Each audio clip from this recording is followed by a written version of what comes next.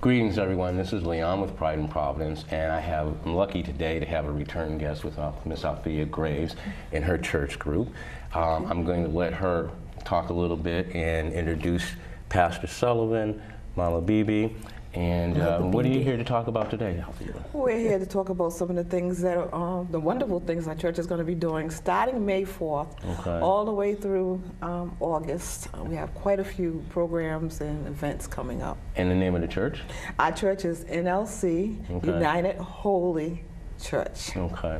And you said you've got some major programs or some events coming up. So tell us a little bit more in detail about some of the programs, and then we'll talk to Pastor and then Mother Bibi. Well, first of all, I think we should start by saying we have a new pastor. Okay. Our pastor, Bishop James Gill, passed in last year.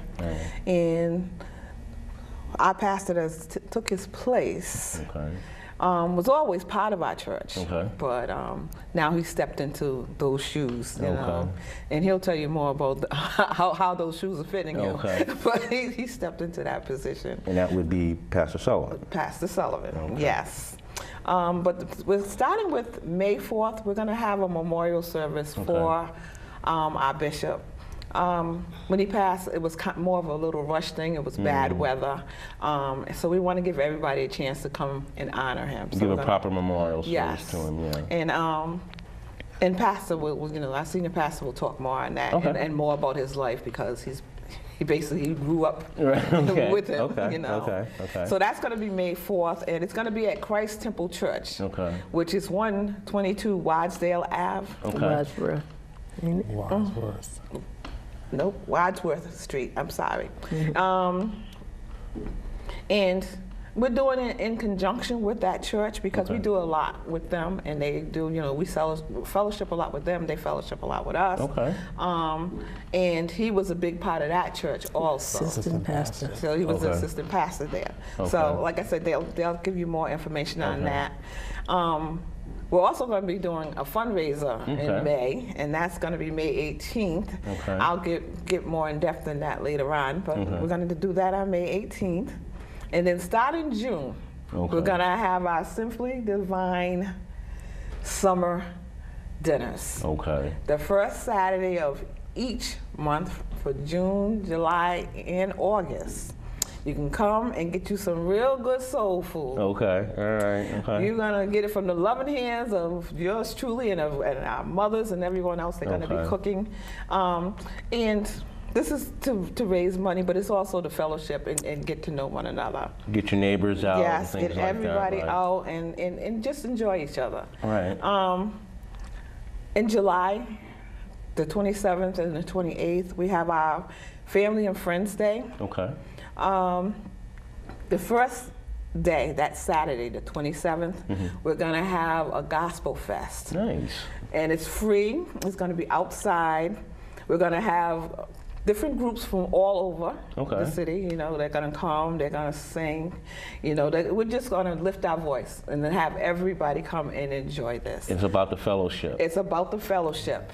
We're hoping to have tables there where the different churches can, you know, when they come, they can bring something that means something to them, or, you know, sell something, or just to talk about their specific ministries. Will it be a sort of like a potluck, or like a bazaar, or open forum? Where it's going to be more open forum. We're going to be, there are going to be tables out.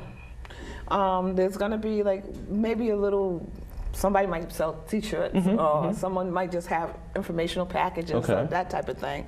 But like I said, the focus is basically going to be about fellowshipping. You know, one of the things that I find here is it seems like the churches are are emptying out. You know, they're not as big and full. Because like I said, when I was going to school in a church, when I was a kid, right. every church was full. Right. And it's still not. If I go down south, it's still that way. It right. seems to be that up here, our churches are thinning out, and I don't know the reason why. Because the preaching is still great, the singing, the message and is gospel, still strong. the message is strong, the word is strong, the music is strong. I mean, we have people like my pastor over here that really get you up and going, you know. Put the spirit back in you, right? Yes, you know. So when you go in, if you're down, when you go in, when you come out, you are full of joy. So that's, to me, is what you should be going to church for, you know, to get the word and get that feeling. Well, that being said, you know, like you said, let's, you know, Pastor Sullivan, let's hear a little bit of that, you know, pulpit speech talk. Put you on the spot. Well, but before I do that, you know, with that being said, like I always do, it's like, you know, I understand you're taking over, so if we can, you know, let's go back to where you came from to get to where you are now, and the importance of passing of the torch or the robe. All right. Well, I'm from Springfield, Massachusetts. Okay. I met the late Bishop Gill back in 2008, I think it was, 2007, 2008. I came on when he took over what was then New Life. He took over from the late Reverend Beatty. When he took over New Life, he asked me to come on with him as the assistant pastor, associate pastor, which I did up until a couple of years ago when I became the presiding elder, and he had became bishop a few years before that. Okay. So we've been working together, me and the late Bishop Gill, for about 11 years before the Lord called him home last year in December. And at that point, I was called to step into the office of senior pastor of NLC United Holy Church, and I was scared to death at first. Okay. I was scared, even though I've been preaching since I was 16 years old. Okay.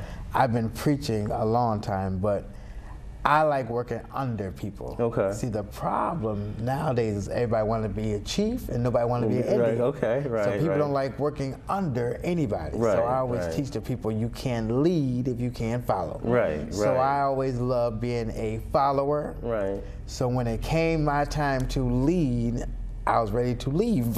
Right. Right. Because I said, wait a minute, this is too much. But I have a wonderful church,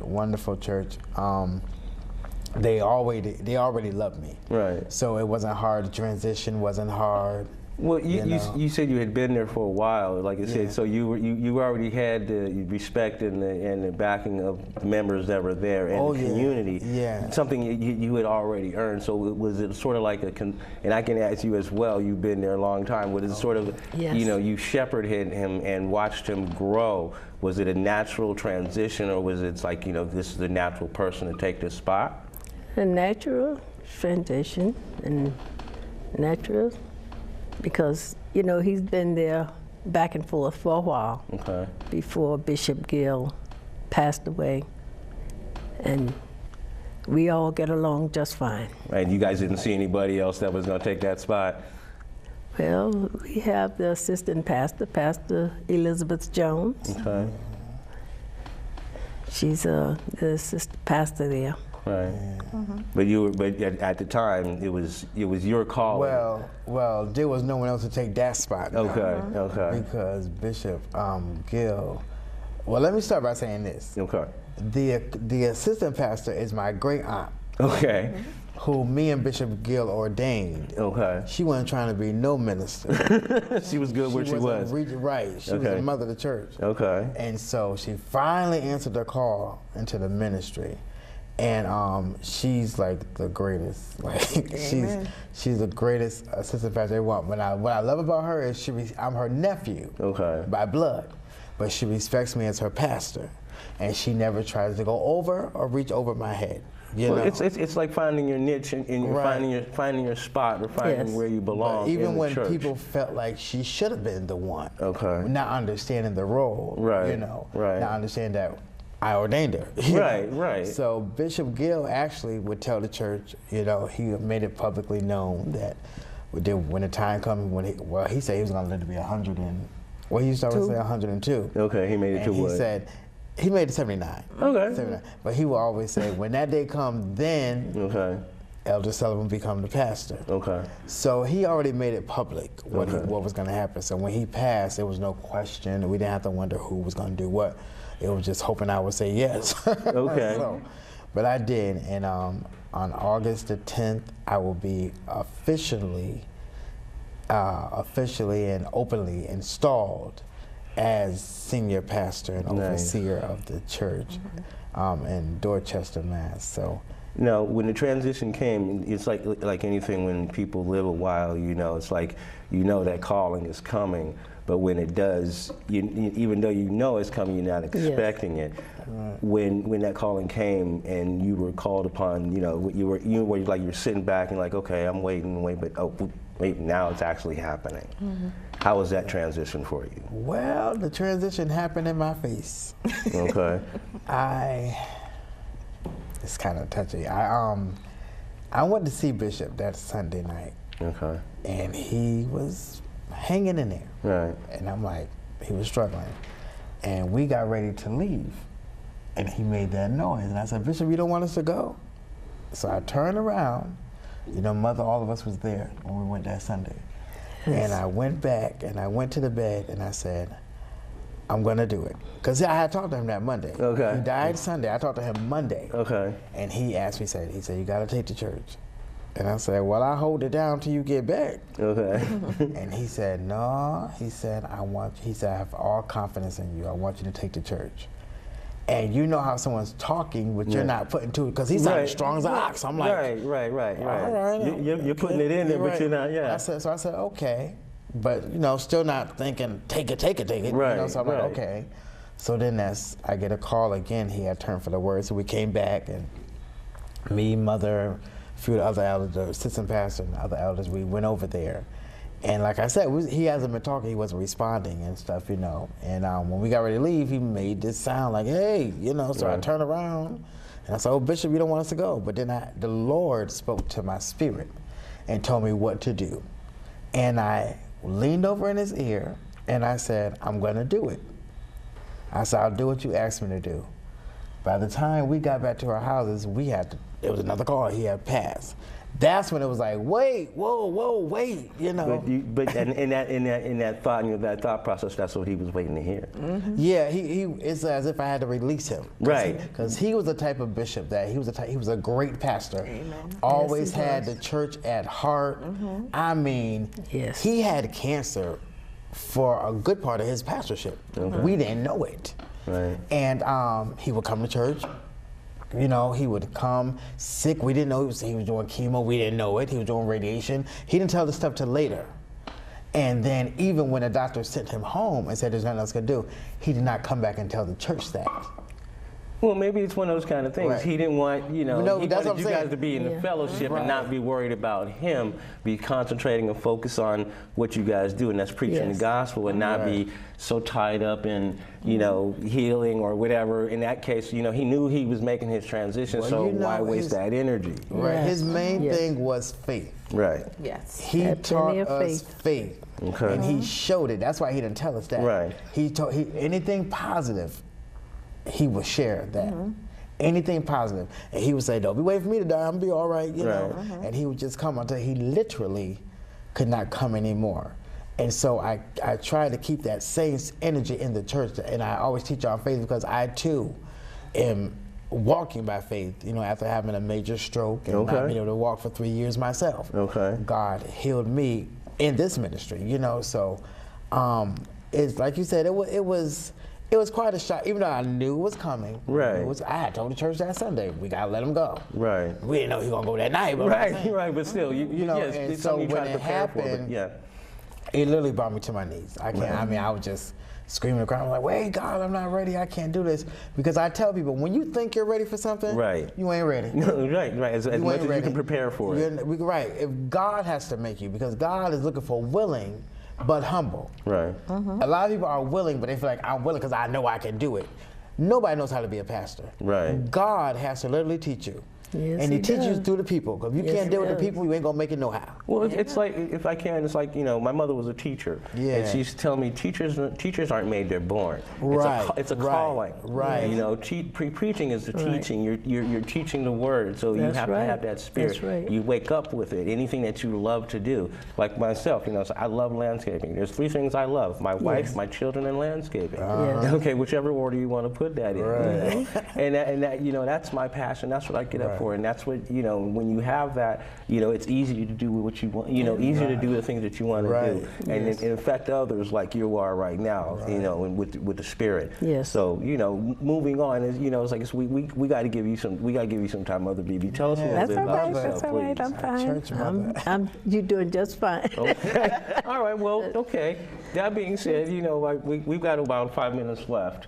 You know, to wrap things up. So what I'd like to do, you know, is continue on. You know, give you a couple minutes to look into this camera here and tell people about yourself, about the ministry, and then I'm gonna turn this on over to you on the way out, and you know, you can go into the program things. So you're on, sir. Well, like I said, I am Pastor Otis Sullivan, the senior pastor of NLC United Holy Church. And one thing I would say is I will encourage people, if you don't have a church home, you know, feel free to come fellowship with us. I believe in letting God have his way. I'm not a program or more traditional pastor. I believe by going by the Spirit of God. I believe in, you know, encouraging people to change their hearts. Give God your heart, and he'll change your mind. He did it for me. You know, I'm only 41 years old. I got a story. You know, I ain't just pop up here overnight. I was not good all my life. I was not born knowing and living a righteous life. But one day, I chose to give God a chance. I chose to let God change me. So I tell young people, you ain't got to die out there. You ain't got to die and live like a dog. God can change your life. There is happiness. Amen. Well, there you go. There you go. And Althea. Okay, I would just like to end the way we started. The first program that we're having will be the memorial service for Bishop Gill, which is May 4th at Christ Temple Church. And it starts at 4. We're going to go from 4 to 7, and then we'll have a dinner afterwards. The next thing is May 18th, which is our fund drive. You don't have to bring any money. You don't really have to spend a whole bunch of time. What we're asking for you to do is bring us bags full of your clean clothes that you would like to donate, and we will make money that way. We'll be doing a good service not only for the church, but for the planet, because you don't have to worry about that going into landfill. You'll also be cleaning out your closet. Cleaning your closet. Because I don't know about anybody else, but my closet could use it.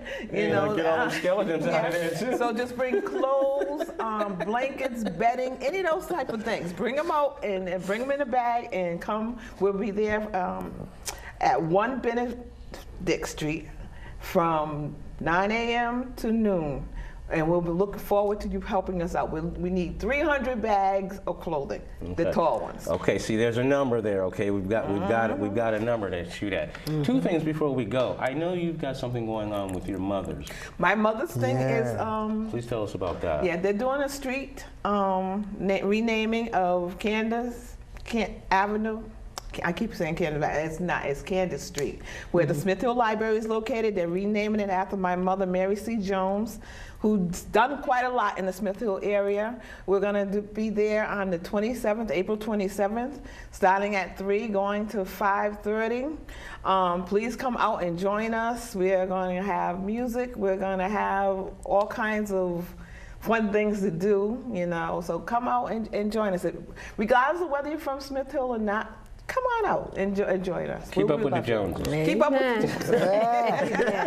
And then now, very special thing that we've got going on our way out. I believe Pastor Sullivan and Mother BB are going to give us and Miss Althea are going to give us a song. So I'm blessed to have that. So we're going to set that up, and then we'll go for that. All right. So I appreciate you guys coming out. I really, really do. Anytime you guys want to come back, you call this lady right here and say, hey, we want to get on there and have some more fun and preach some more, okay? Amen. You guys always my right welcome hand. back. Thank you very much. Back, okay? Yeah. Thank you for coming in and bringing your church and the information and the message. So with that being said, we're going to go ahead and roll on out and get set up for the music. Thank you. All righty. Amen. All right. Amen. Amen. Walk with me, Lord. Walk with me. Come on and help me say, walk with me, Lord. Oh, walk with me. Yeah. While I'm on, oh yeah, pilgrim's journey. Oh Lord, I want Jesus to walk with me. Oh yes, hold my hand, hold my hand, Lord, Lord, hold my hand. Please, Sir Jesus, hold my hand, Lord. Oh, hold my hand, yeah. While I'm on my pilgrim journey, oh, I want Jesus, oh yeah, to hold my hand. Oh, be my friend, be my friend, Lord, be my friend, oh Lord, be my friend, Lord, oh, be my friend, yeah, while I'm on this, oh yeah, pilgrim's journey, oh Jesus, I want Jesus.